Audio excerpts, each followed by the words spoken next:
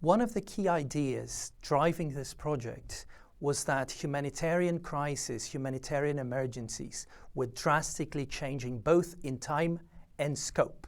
So what do we mean by that?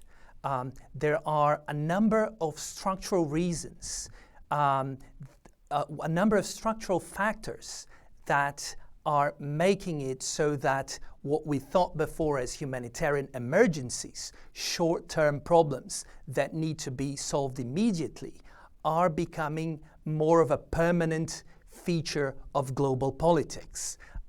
This has to do with ideas like frozen conflicts. There are a number of frozen conflicts around the world that need international global attention and are driving refugee flows, that are creating humanitarian disasters that are occurring periodically in international politics. In countries in the global south, there is a growing relevance of criminal organizations that are displacing individuals within countries and driving refugee flows. There is widespread declining economic growth that creates political instability, especially in developing countries. There's creeping authoritarianism in a number of countries that creates political crisis and drives individuals to seek refuge in different places in different countries.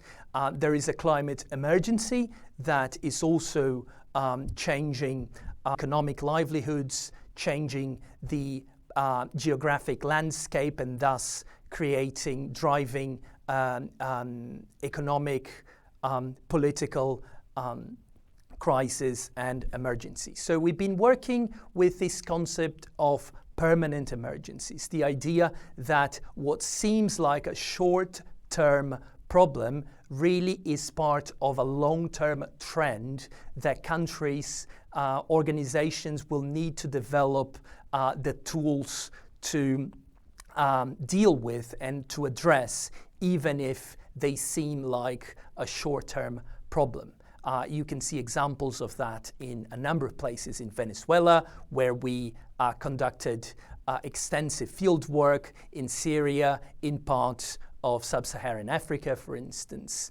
You see these permanent emergencies creeping out and creating dilemmas for governments, international organizations, for civil society organizations, and that we will need to adapt and develop the right tools to address these permanent emergencies, right? So, and in this case, participatory evaluation becomes, we think, more and more relevant. Participatory evaluation is a flexible tool that can be adapted to different circumstances, and at the same time help us draw long-term lessons from our experiences and the experiences of beneficiaries of policies. So in this book, we try to develop tools, and we try to think of participatory evaluation as a set of adaptable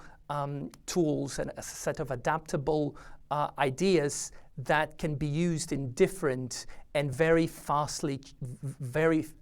quickly changing circumstances.